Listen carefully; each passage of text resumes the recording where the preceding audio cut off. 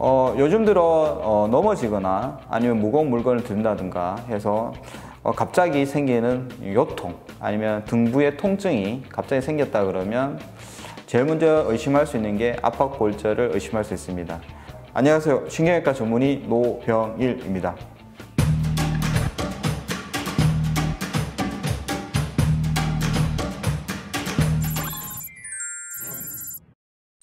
압박골절이라는 것은 척추체가 이게 외력이나 압력에 의해서 척추체가 이제 내려앉는 것을 압박골절이라고 얘기할 수 있습니다. 그러니까 단순히 말해서 척추체가 있는데 이게 뭐 엉덩방아를 찍다든가 아니면 무거운 물건을 든다든가 아니면 암이나 이런 게 있어서 뼈가 약해진 상태에서 단순한 외력이 없는데도 뼈가 주저앉는 것을 압박골절이라 합니다. 압박골절의 대부분 원인은 외상 아니면 골다공증이 있습니다. 외상 같은 경우에는 주로 이제 젊은 사람들, 나이에 관계없이 외력에, 진짜 강한 외력에 의해서 척추체가 부서지는 것을 압박골절이라고 얘기할 수 있고요. 아니면 두 번째로는 이제 나이가 증가됨에 따라서 뼈가 이제 점점 골소실이 되면서 골다공증이 오면서 조금만 충격이 가도 뼈가 이게 유리처럼 으스러지는 그런 압박골절이 있습니다. 세 번째로는 이제 좀 전에 얘기했지만 이게 병이 들어서 뼈가 병이 들어서 이게 병적 골절이라 하는데요. 암이나 이런 게 있어서 뼈가 약해진 상태에서도 골절이 올 수도 있습니다. 그리고 최근에는 젊은 사람들한테도 골다공증이 많은데 젊은 사람들의 무리한 다이어트, 그 다음에 과격한 운동, 그리고 이게 밸런스가 잡히지 않는 운동 그런 걸로 해서 척추가 약해져서 젊은 사람들한테도 골절이 많이 오고 있습니다. 특히 이제 요즘은 과도한 선크림 또 과도하게 그 챙이 달린 그 모자나 야외 생활을 거의 하지 않기 때문에 특히 이제 청소년 같은 경우에는 거의 햇빛을 보지 않기 때문에 비타민 D가 생성이 되지 않아서 그래서 비타민 D 결핍성 골다공증에 의한 골절도 간간히 보고되고 있습니다. 압박골절에 대한 치료는 대부분 보존적 치료입니다. 우리가 팔이 부러진다 그러면 팔에 기부스를 하듯이 척추체도 부러지게 된다면 대부분 누워 있으면서 압력을 가하지 않고 저절로 뼈가 붙도록 시간을 가지는 거였거든요.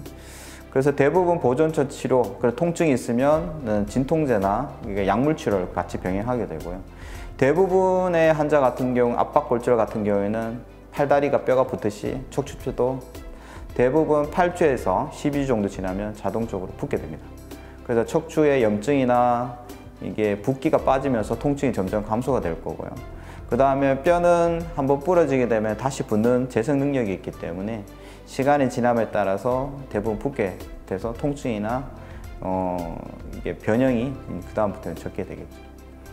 그래서 그것도 안 되고 너무 통증이 심한 경우에는 제일 기본적으로 시멘트 삽입술, 소위 말해서 척추 성형술이라는 수술 방법이 있는데 그거 같은 경우에는 대부분 그 2주간의 안전 가료를 했는데도 통증이 좋아지지 않거나 아니면 뼈에 결손이 너무 많아서 채워줘야 할 때 변형이 또 보일 가능성이 클 때는 척추 성형술이라는 시멘트 삽입술을 시행하기도 합니다.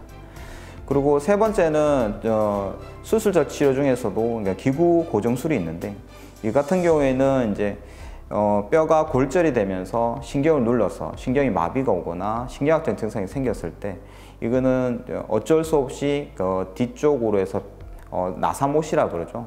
나사못을 박아서 척추체 인위적으로 안정성을 유도하는 방법이 있습니다. 단순 압박골절은 좀 전에 얘기했듯이 대부분 보존적 치료, 그래서 이제 보조기를 차거나 누워있으면 스스로 뼈가 굳는다는 얘기 드렸을 텐데 근데 너무 이걸 방치하거나 아픈데도 모르고 그냥 막 돌아다닌다든가 이렇게 할 경우에는 척추체가 부러진 상태에서 계속 압력을 가하게 되면 약한 쪽으로 부러진 쪽으로 계속 내려앉게 됩니다. 과거에 할머니들 보면 지팡이 잡고 기역자로 해서 걷는 분들이 많았을 겁니다. 아마도 그건 척추체 골절이 있는데 방치하게 되면 척추체가 이제 내려앉은 쪽으로 계속 몸이 기울어지게 되면 그러면 이제 몸에 변형이 왔거나 기형이 돼서 보행장애가 생길 수도 있습니다. 그래서 단순 압박골절이라도 적절한 치료, 그 다음에 원인이 뭔지를 확인해야 될 거고요. 그 원인에 따라서 치료도 해야 될 거고, 그 다음 변형을 방지하기 위해서도 보조기를 찾는다든지, 그 다음에 이게 보조기를 차는 것 이후에 회복이 됐더라도 또 다시 재발할 수가 있습니다. 압박골절은. 그래서 재발을 방지하기 위해서도 골다공증이 있다면 제 시간에 와서 골다공 주사를 맞는다든지, 그 다음에 근력을 강화시켜서 이게 이제 다시 재발하는 걸 방지하는 습관을 길러야 될 것입니다. 참고로 저희 나라 같은 경우에는 의료보험 제도가 되게 좋습니다. 그래서 폐경기 이후에 60세 이후에는 1년에 한 번씩 골다공 검사를 할 수 있게 급여 처리가 됩니다. 즉 의료보험이 된다는 얘기죠. 그래서 60세 이후에는 꼭 한 번씩 골다공 검사를 한번 하시는 게 맞습니다.